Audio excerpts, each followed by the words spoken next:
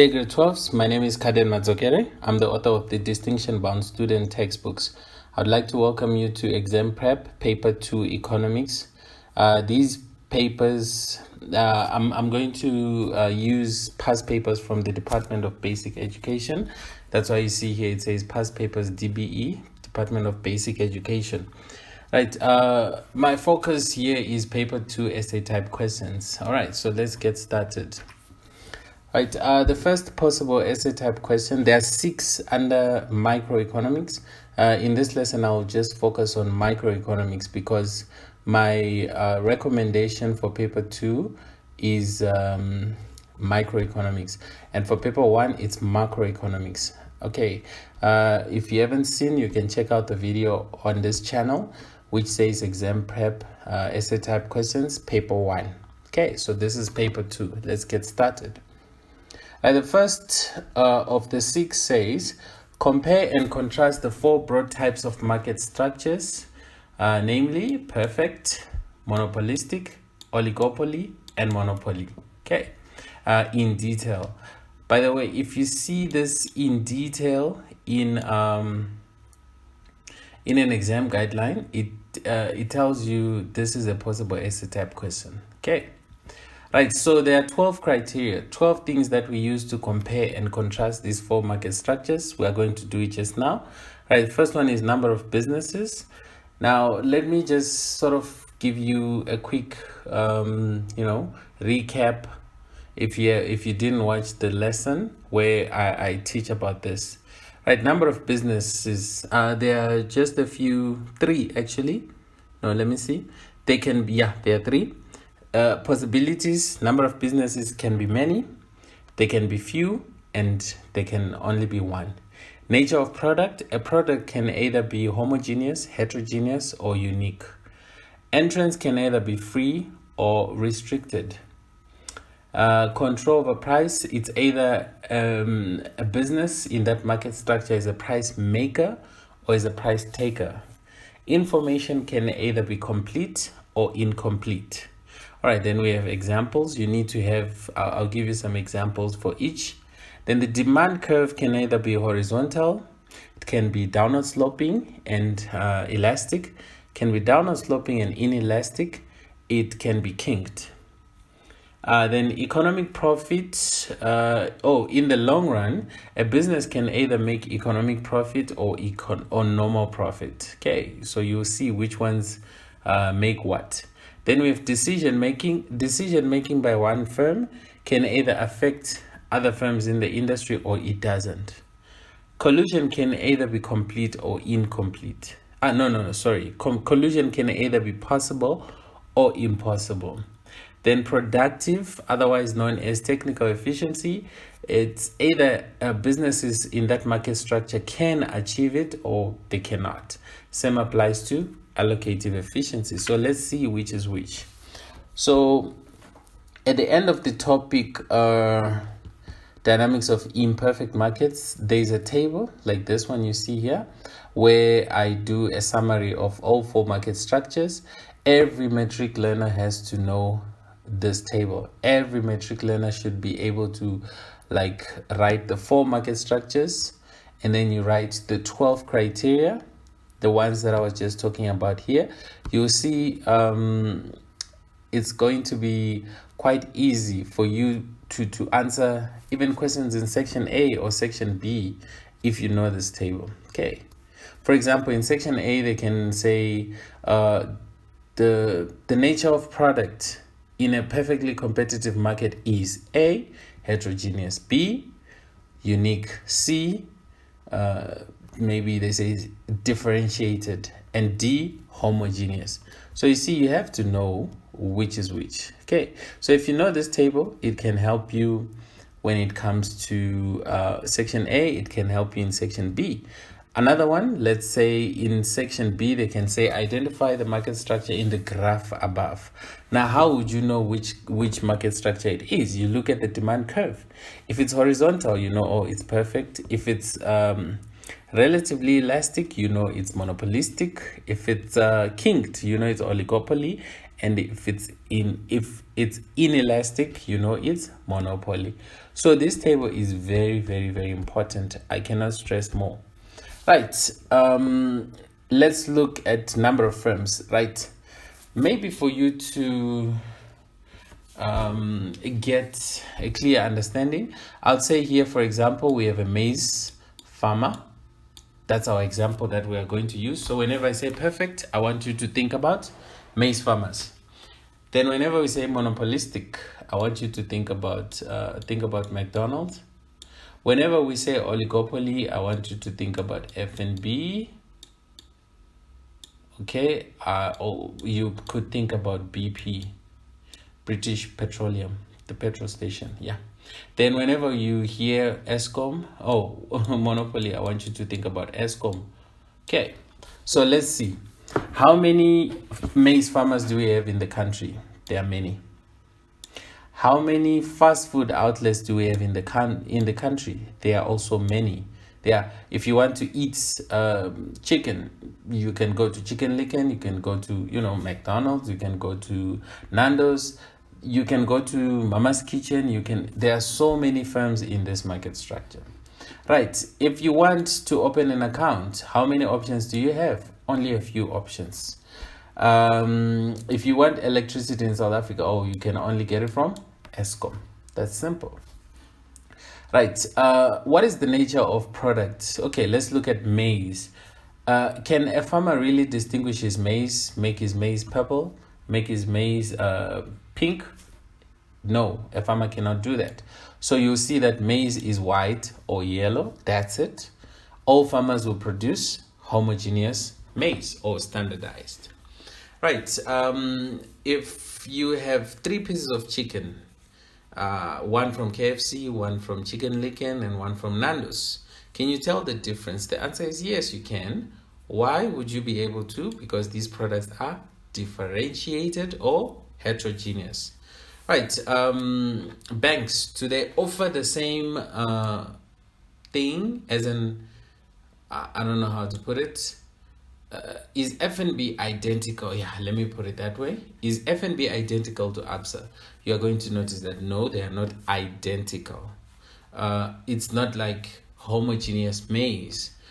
For instance, F&B is the only firm that has e-wallet.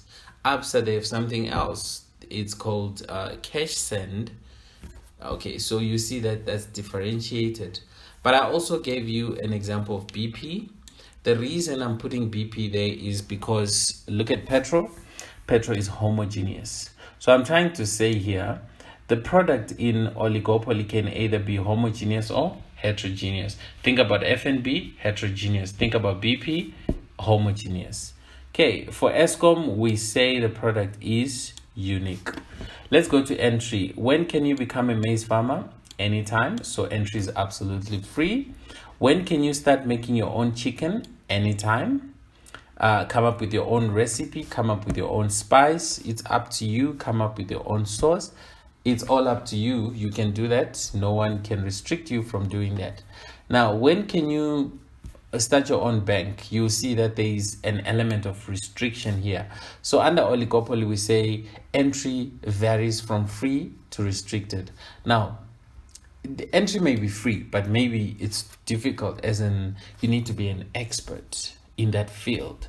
So maybe there are not so many experts out there. So naturally, it can become an oligopoly, as in just a few firms are participating in that industry.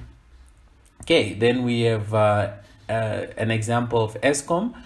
You cannot start your own Eskom tomorrow and start manufacturing electricity and telling people to subscribe and start using yours instead of Eskom, because entry is completely blocked. All right, let's look at collusion. Collusion is when firms can sit down, discuss ways in which they can minimize competition amongst themselves. The question is it possible for perfectly competitive firms to collude? The answer is no, it's impossible. What makes it impossible is the fact that there are too many. So you see that collusion is only possible when there are few. Okay, here there are many, so you can tell it's going to be impossible. Here there are few, so it's possible. You are the only one here under monopoly, so it's irrelevant or impossible.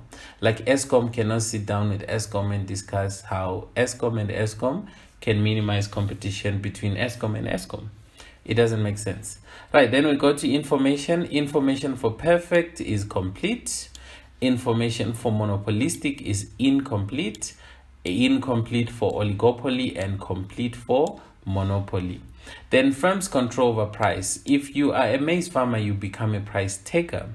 If you make your own chicken, you come up with your own, you put this together, this, then you give it a name. For example, you call it Big Mac.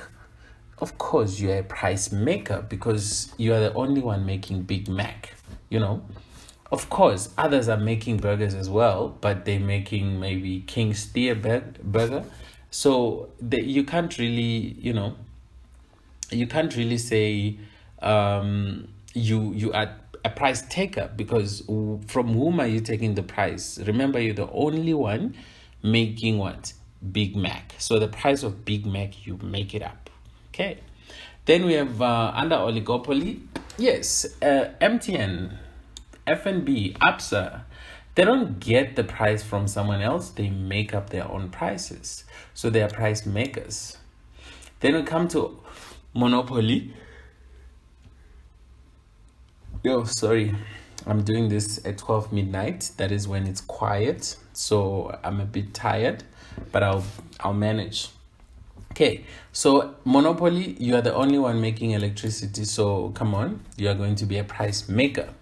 Then we look at the demand curve. The demand curve for perfect is horizontal, like this. The demand curve for monopolistic is highly elastic. The demand curve for oligopoly is kinked, so it's something like this. The top part is elastic, the bottom part is inelastic. And then last but not least, the one for monopoly is inelastic. So look at the difference between monopoly and monopolistic. Look at the steepness. You see here, it's not as steep as here. So yeah, we say this one is inelastic, we say this one is elastic. Right, the next criteria is economic profit or loss.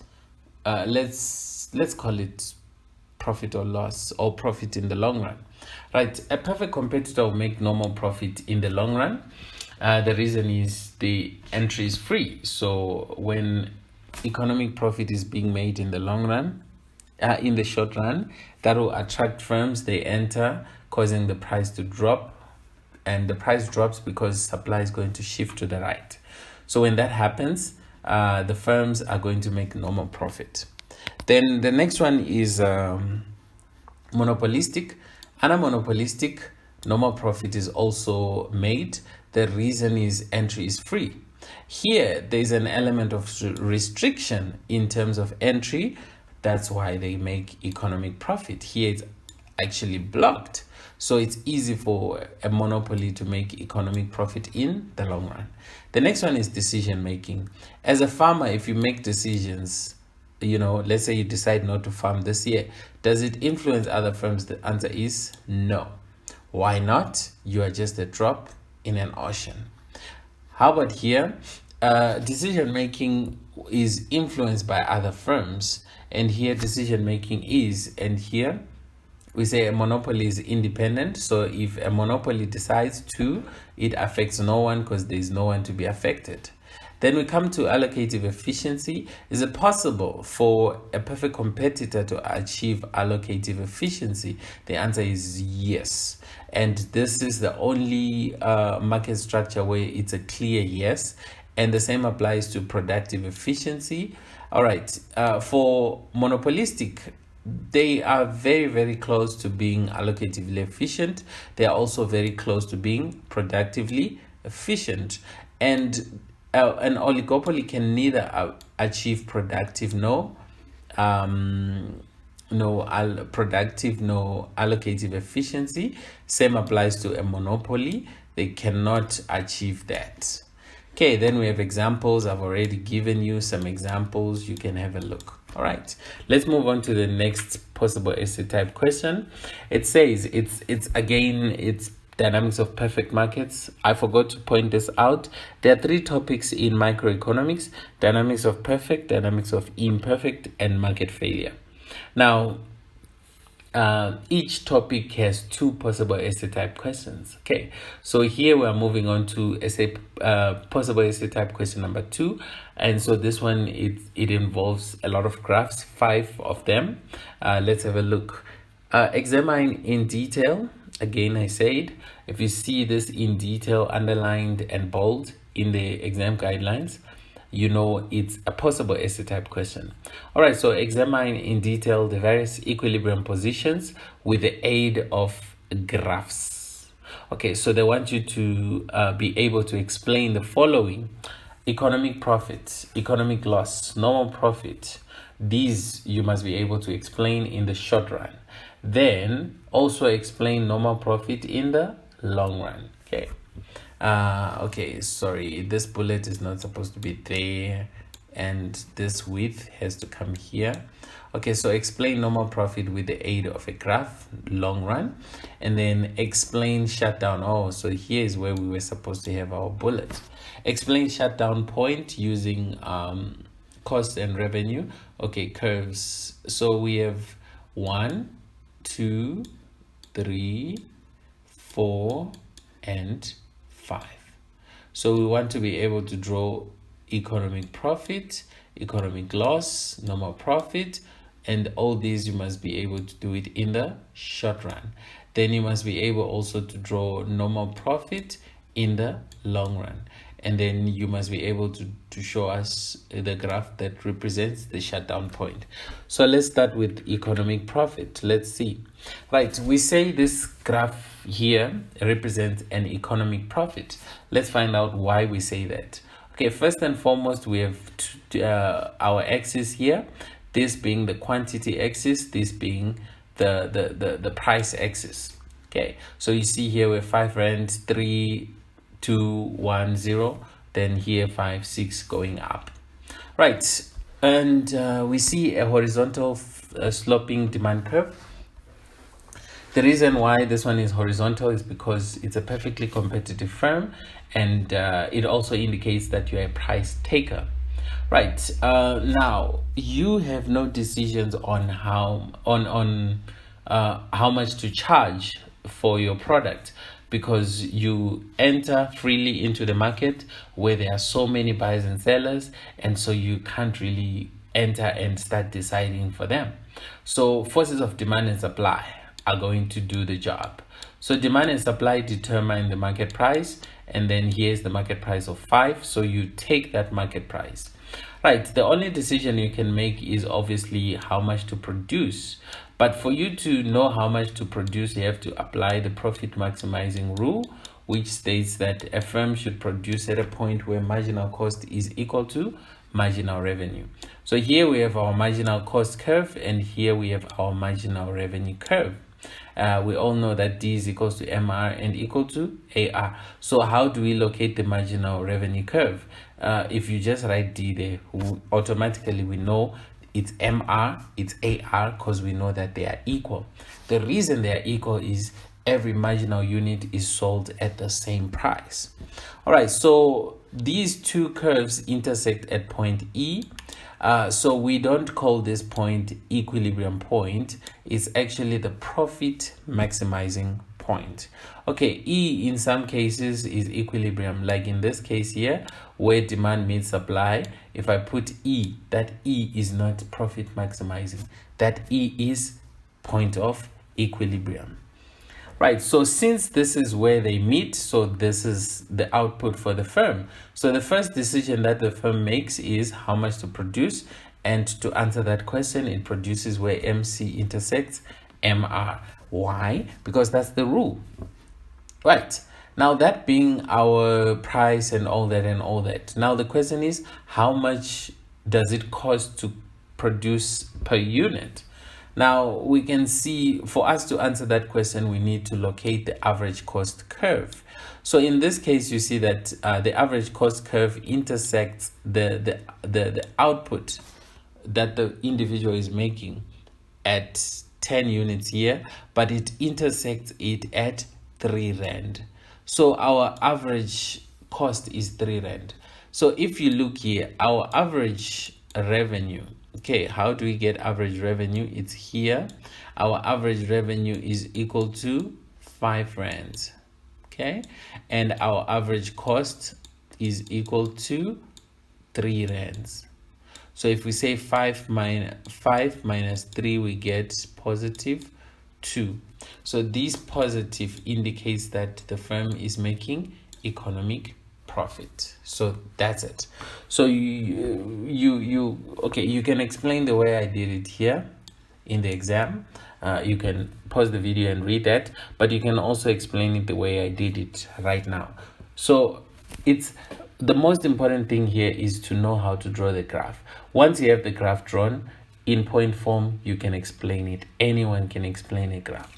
Right, we move on to the next one. The next one is normal profit. I'm not going to repeat all those things that I said. Okay, fine. We have our axis first and foremost, and then we have marginal cost intersecting marginal revenue at point E, which is our profit maximizing point according to our rule.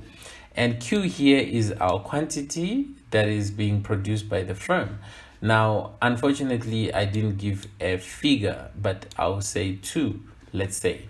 Now, how much is our average revenue? Okay, here's my average revenue. If I say 2 there, so my average revenue is 2 rands. And how much is my average costs? You see, there, it's also 2 rands. Okay, that's AC. Now, what is 2 minus 2? 2 minus 2 gives you 0. So this 0 in economics is referred to as normal profit.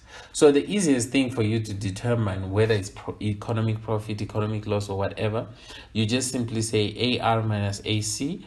Your answer, if it's positive, it's economic profit. If it's 0, it's normal. If it's negative, it's economic loss. That's how easy this thing is. Right, here is the economic loss one. Same thing. Marginal cost intersects marginal revenue at point E. This point E is the point of not point of equilibrium, is the profit maximizing point, because that's what the rule says. A firm maximizes its profit where marginal revenue is equal to marginal cost.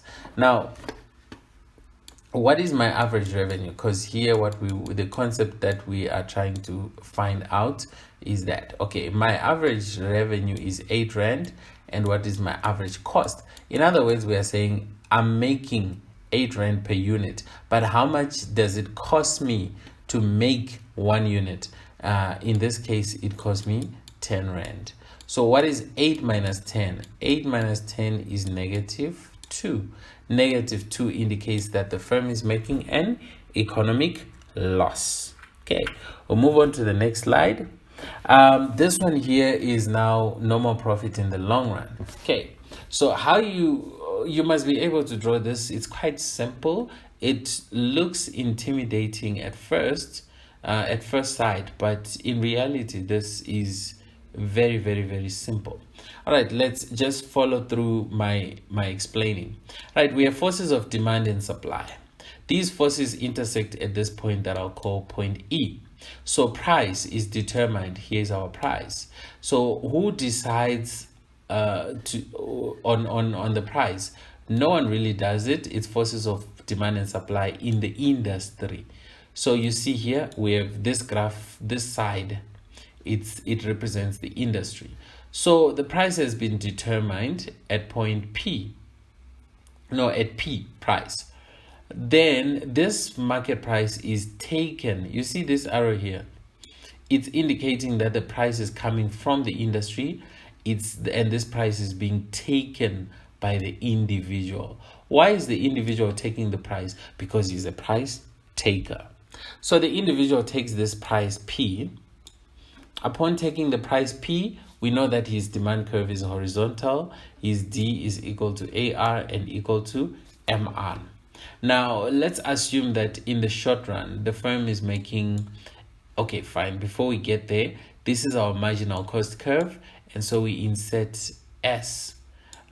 This S represents short run. Okay, so in the short run, this is our marginal cost curve, and since this is our marginal revenue curve, this is our point of equilibrium. So since this is our point of equilibrium, we expect to be producing Q1. Why do we produce Q1? Because that is where we maximize our profits in the short run. Right, so let's assume that our average cost curve is here, and again we put an S. This S represents short run.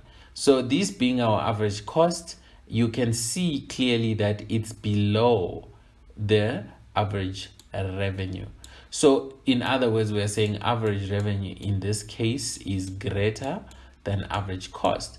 And whenever this happens, the firm is making an economic profit. So that's why we have this shaded area here, which says economic profit. So now, what do you think the economic profit will do? Obviously, the economic profit is going to attract firms to this particular industry.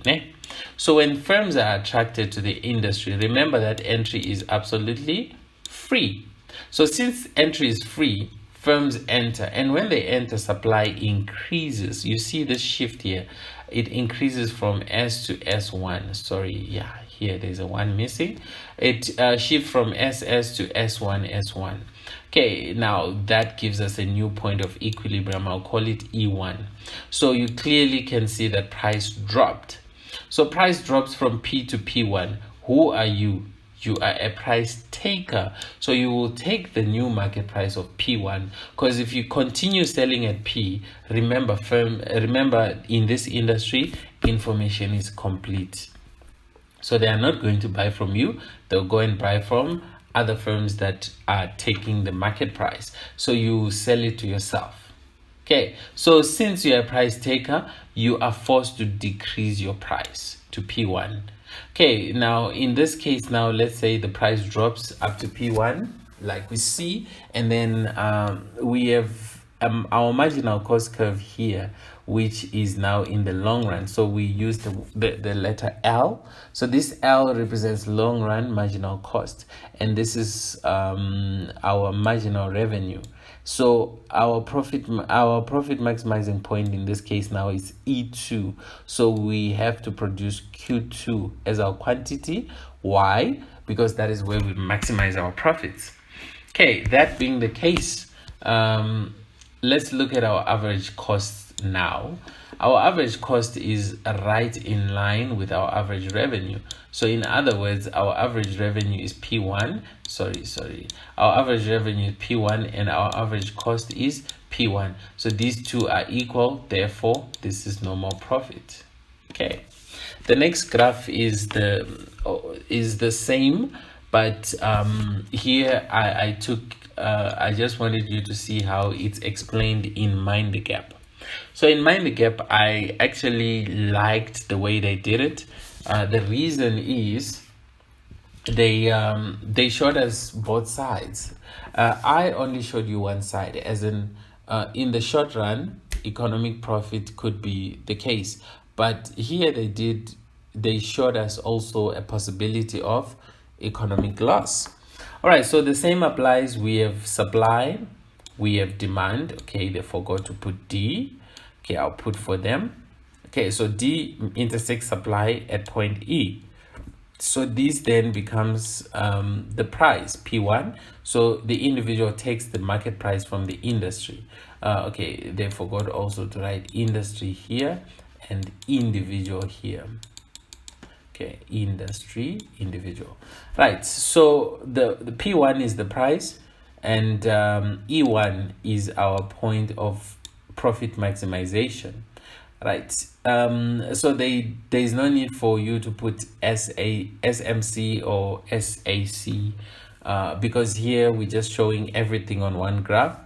Okay, so the economic profit, why do we say the economic profit?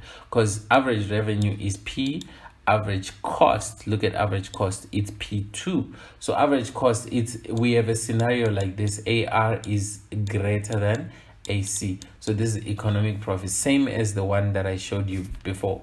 Okay, so this will attract. Now the attraction will cause firms to enter. So supply shift to the right. Look what happens to price. It drops until firms are making normal profit. Because why do we say normal? Because look at average revenue, it becomes P2, and look at average cost, it's still P2. So these two will be average revenue is equal to average cost. Therefore, this is normal profit in the long run.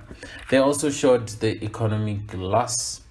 So let's have a look. The initial price, look here, S1 and D1. So they intersect at point E. So the first price is P1. So you take the price of P1, and in this case, AR, average revenue, is let's see, average revenue is here, right? And where is average cost? Average cost is up there. So clearly we can see that AR is less than AC. So here the firm is making economic loss. But let's have a look. This economic loss, what do you think it does? The profit attracted firms. The loss will chase away firms. So firms will exit this industry.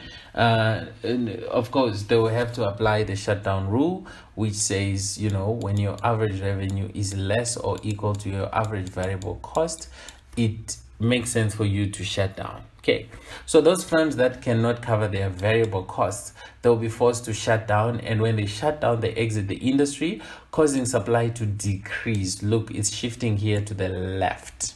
Shifting to the left. And so there's a decrease in supply. The effect of that is price will go up. So price goes up to P2. You are a price taker. You take the new market price. Now, what scenario do you have? Let's see. Your AR is what? Here's my AR is P2. And what is your AC? It's also P2. So these two are equal. Since they're equal, so you are now making normal profits. Simple. Okay. The next one is the shutdown one. I just spoke about the rule just now. Okay, here, look here, it says AR is greater than AVC. So here you should continue. But let me not look at that. Let me use what I have here. Let's assume, okay, let me see, where's my AC? There. Let's assume that the price is at 10. Let's just add something here. Okay, so obviously we have point D here. Let's assume the price is at 12. So we'll have point A, B, C, D, E. All right. If let's say we ask you, I don't know who you are at this company, and maybe the CEO is asking you, should we shut down?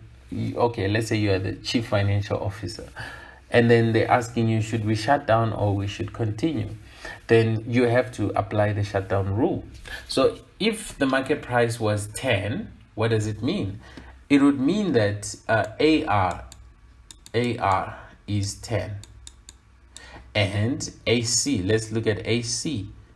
AC at this unit is 8. AC is 8. So if AC is 8, what do you see here? You see an economic profit of 2. So definitely 12 Rand means we should continue. What if the price was to drop to 10 Rand? Okay, let's see. If the price drops, so the first one is 12 and okay, that means 4, not 2. So the second one is 2 because it's 10 minus 8, 2. And then, so if the price drops to 10, the firm should continue. The question is, what if the price drops again to 8? Should this firm shut down? No, because AR is 8 and AC is 8. So 8 minus 8 is 0. So this firm is actually making a normal profit. So So yes, this firm should continue because it's making a normal profit. Then what if the price was to go down to 6? Okay, at 6, we see that the firm is now, its average revenue is 6 and its average cost is 8. So you are making something at 8 Rand per unit and you're selling it for 6 Rand. So what are you making here? You are making an economic loss. So the question is, should you shut down? The answer is it depends. It depends on what? Let's apply the rule. The rule says we should shut down when AR is less or equal to AVC. So where's my AR? My AR is, where's my AR? Sorry. My AR is 6. How about my AVC? Oh, my AVC is 4. So the situation I have here is actually my AR is still greater than my AVC. So at 6 Rand, I will survive. We are not shutting down. See? What if the price was to drop from 6 to 4? Hala. From 6 to 4, then we now have this situation. My average revenue is 4. My average variable cost is 4. These two are equal. So the minute they become equal, then we have to shut down. So if the price was to drop to 4, we shut down the business. We exit the industry. Remember, we have that freedom to exit. So that's why we say this point A here is the shutdown point. So which point is that? It's a point where marginal cost intersects our AVC. So it intersects our AVC at point A. So that is our shutdown point. Any price below this point where AVC intersects MC, it is a point of shutdown. By the way, you see this dotted line? This dotted line is actually the supply curve. Okay. Any point below this is that we have shut down, so it's not really our supply. There's a question in the exam that says, they like asking it. It would say, identify the supply curve in the graph above. So you look for supply, you look for S. You don't see S. Then you wonder, why are they asking me to identify S if it's not there? Actually, your S is marginal cost. Okay. Then we move on to the next question, which is 3. Wow, we took too long on these 2. Actually, on the second one. Discuss the monopoly in detail. I'm not going to spend time on this. We did it already. Go back to the table. We were discussing the monopoly. But you have to do it in depth. In depth means you now have to even know the curves. Okay, because they could ask you to draw as an essay. Even though it doesn't say here, they could. Right, then the next one is examine an oligopoly in detail. Same thing, you go back to the table. In the table, we did monopoly. For instance, number of firms in monopoly, 1. Nature of product, unique. Entrance, blocked. See, for oligopoly, we did number of firms, few. Nature of product, homogeneous or heterogeneous. Entry varies from free to restricted. So we did this, but take note of the graphs. The next one is discuss in detail how the following factors lead to the misallocation of resources in the market. This question is actually saying, what are the causes of market failure? Okay, I came up with a word, milli, okay, E-L-I-I. So M is our missing markets. I is imperfect distribution of income and wealth. E is externalities. L is lack of information.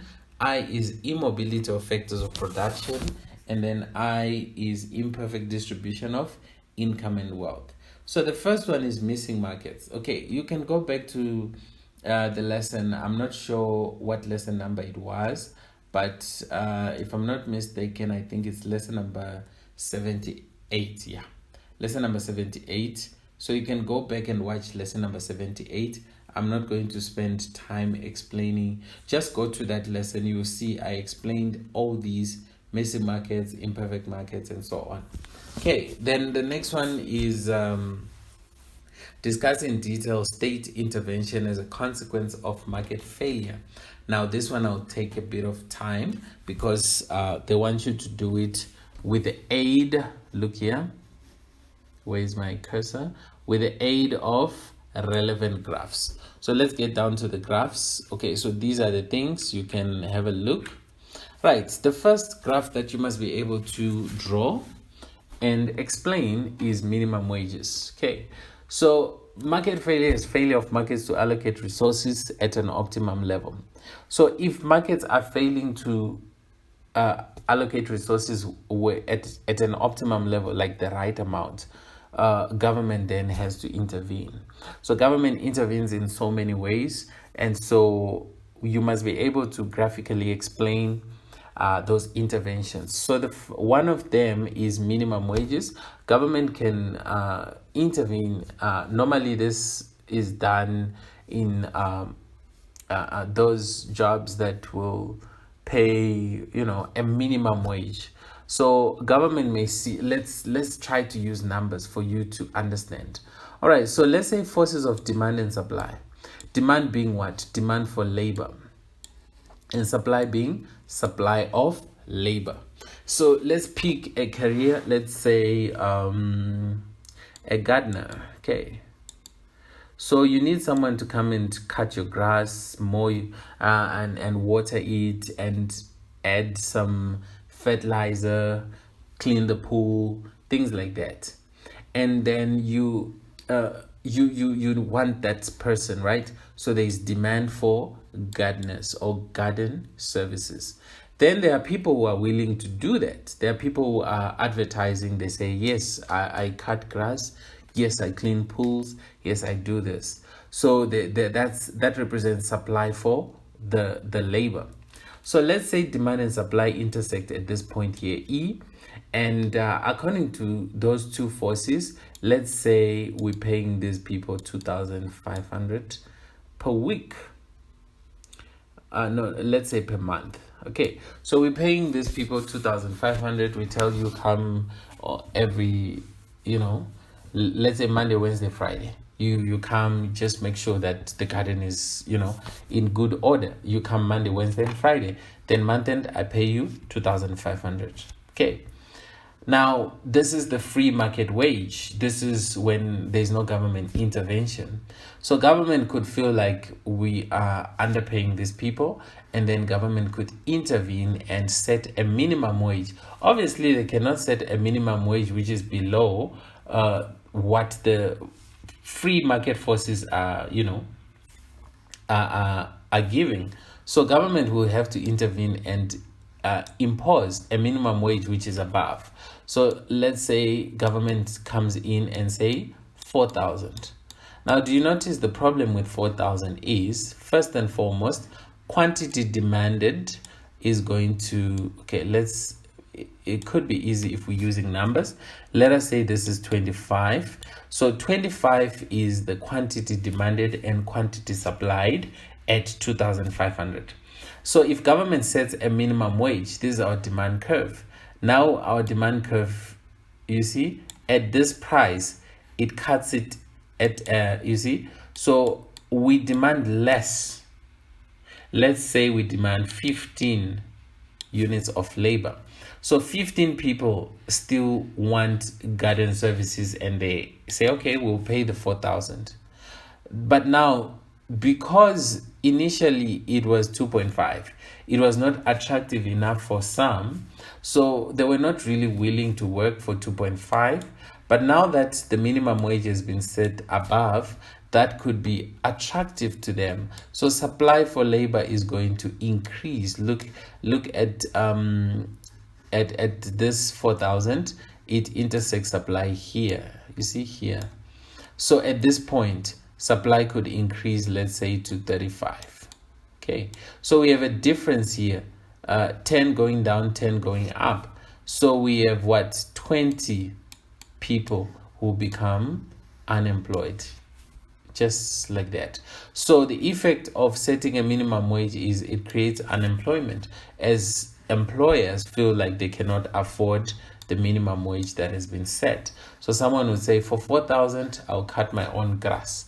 I'll clean my own pool. I don't have 4,000 to throw away. So that is what is going to happen.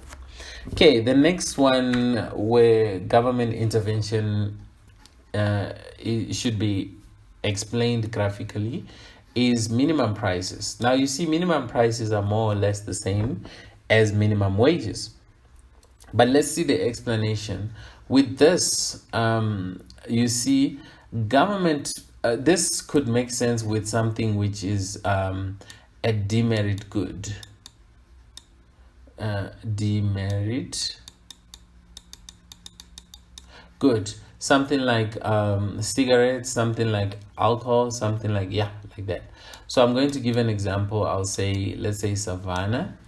Okay, let's say Savannah dry. It's dry, but you can drink it.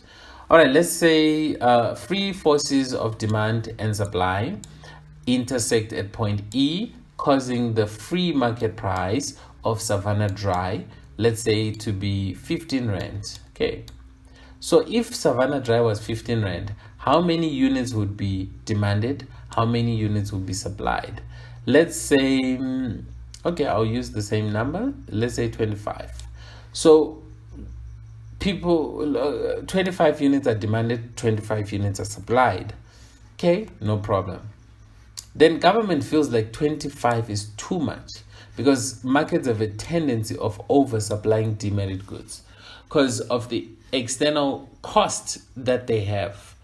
If someone is drunk, they could affect third parties in a very, very negative way. For instance, if someone drinks 25 Savannah dries, they'll drive drunk and they bump an innocent child. That innocent child dies, or that innocent child gets crippled. So now the little child has to be wheelchair bound for a very long time, which is not good.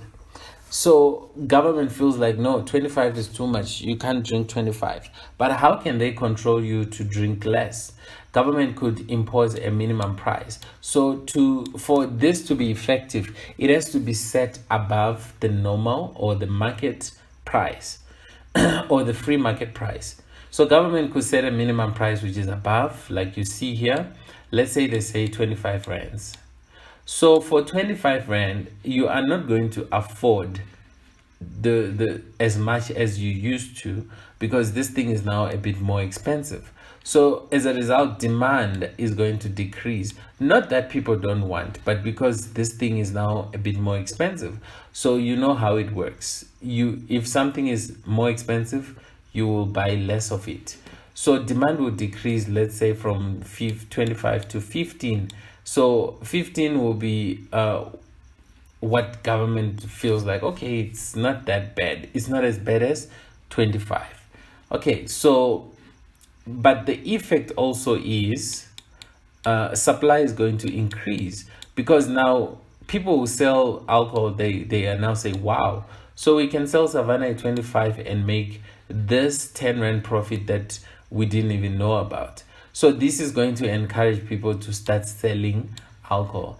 And so as a result, there's going to be more alcohol than is needed. So there's going to be a surplus, which is not really a problem, because Savannah in a fridge does no harm, right? The one that's in your stomach is the one that will cause you to bump that little girl. Okay. The next one is maximum prices. So this being maximum prices, you must just draw this graph, and these are your forces of demand and supply. I'm going to use the same number of 25. Okay, but let's see our explanation. This is normally something that could work with a merit good. Merit goods are those goods that are deemed to be good, and there's a tendency of markets to undersupply them. So for that reason, government has to intervene. Remember, the question is discuss state intervention as a consequence of market failure using relevant graphs. So government notices undersupply of merit goods, goods that have a social benefit, the external benefit, okay, instead of external cost. So this is directly the opposite of a demerit good. So government sees under consumption. They feel like 25, no. 25 is too little for, let's say, education. Okay. So government feels like, no, 25 is too little. People are not educating themselves as much as they should. So government decides to set a maximum price. This maximum price is trying to say, okay, education, it's hard for this example could be weird because you see you are thinking maybe how do you count education, like one education, two, three, four, but yes, it can still work, but let me use bread instead, but brown. Okay, so brown bread is said to be healthy. So government wants people to eat healthy, let's say, because of the external benefit that this comes with. So government sees that, okay, we are not consuming as much brown bread as we should. We are actually consuming a lot of white bread, which is turned into sugars and cause, sugar diabetes. So for that, people become diabetic, and government wants to sort of reduce that. So let's say 25 loaves of bread are demanded, loaves of brown bread actually, and because market forces are intersecting at point E. So that being our point, then we have what do you call this? The market price. Let's say brown bread is 10 rand. Yeah. So 10 rand is the price for brown bread. Government feels like, no, 10 is too much. So they set a maximum price which is below. This is trying to make it cheaper. So let's say they say brown bread is 5 rand. Okay. Now, brown bread being 5 rand, they are saying no one should sell brown bread for 5 rand or more. 5 rand is the maximum. So, okay, 5 rand 1 cent or more. So if you want to sell brown bread, let it be 5 rand, 4.99, 4.80, anything below. So this is going to make brown bread cheaper. So as a result, even people who really never thought of buying brown bread, they could, because now it's very cheap.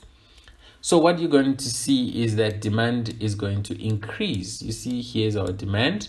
It increases from 25 to say 35. But the problem is bakeries are now reluctant to producing brown bread because they're not making as much money. So they'll employ less factors of production in the production of brown bread. They actually have more people producing white bread because they're selling it, say, for 11 or 12 rand. So the problem is businesses will not be as much willing to produce brown bread as they would if free market forces would do the job. So let's say 15 loaves of bread are available, but 35 are needed. So 35 is too much. So as a result, we are going to have what? A problem of a shortage. Right, the next one is a graph that shows positive externality. Okay, the first point of equilibrium, okay, we have demand here. This is our demand curve, and this is our supply curve. Okay, so this supply curve here represents our private costs, and this here represents the private value. So these two forces intersect at point E, and so the free market price is P, and the free market price here is market quantity is Q. So as a result, this is something like education, something like healthcare, something which is good. Now, there is a tendency of markets to undersupply these. So if it was possible to quantify the external benefit and add this external benefit to the market price, then P would be the price which is efficient, and then Q1 would be the efficient quantity. So we say in this case, free markets fail because they produce less of something which is socially good. And so for that reason, markets fail because they undersupply. Okay, so you must, and now in an exam you could see this graph and the other one for negative, and then they ask you which one is positive, which one is negative. One thing, okay, some will say the one that is demand shifting. Okay, you could do it like that, but the easiest way to see is you look for quantity to see is quantity increasing or decreasing? So if you see quantity shifting to the right, it tells you that, oh, so there was undersupply.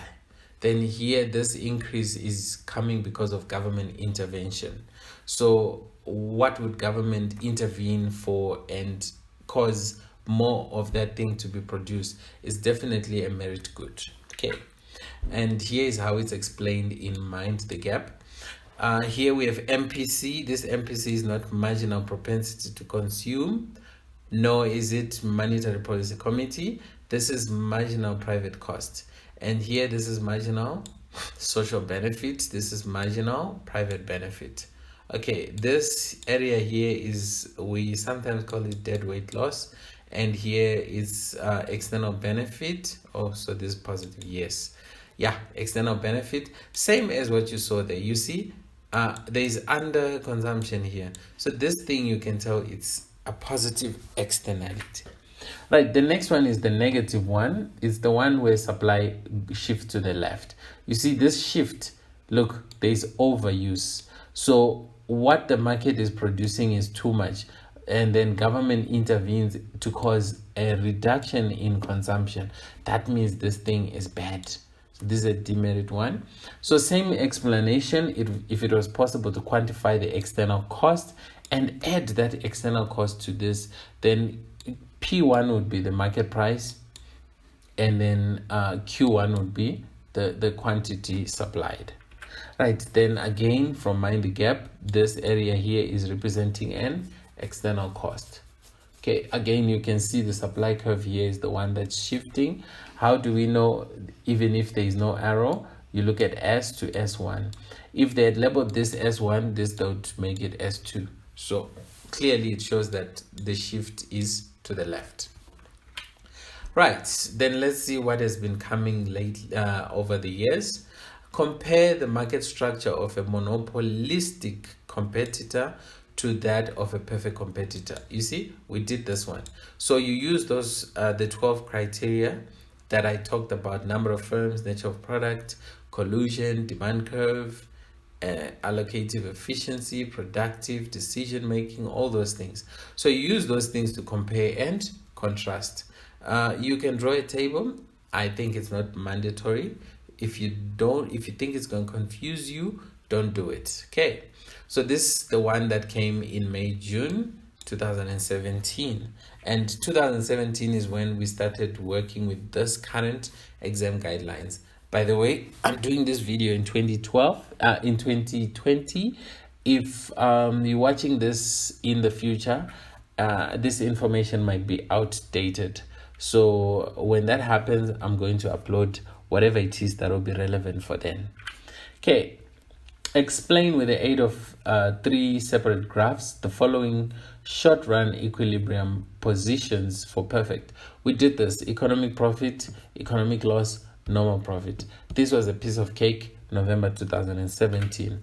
The next one that came was in March 2018. It said, discuss the following causes of market failure without using any graphs. Okay, they want you to explain externalities and missing markets. Again, I'll take you back to lesson number 78. Go and watch that, you'll see what I mean. Okay, the next one is discuss in detail without the use of graphs the market structure of a perfect market. So here they wanted you to just discuss a perfectly competitive market. Yes, so you start with the number of firms, the nature of product, you go to demand curve, you do all that. And it says without, right? Yes, without the use of a graph. So don't draw anything, you just follow the instructions. If you do, you're wasting your time. You run out of time doing something that is not going to be marked. So just learn to follow instructions. The next one came in November 2018, and it said, discuss with the aid of a graph the consequences of market failure under the following headings. Producer subsidies. Okay, this particular graph we didn't do. I'm going to show you just now. Maximum prices we did, minimum prices we did. So let's look at this producer subsidy one.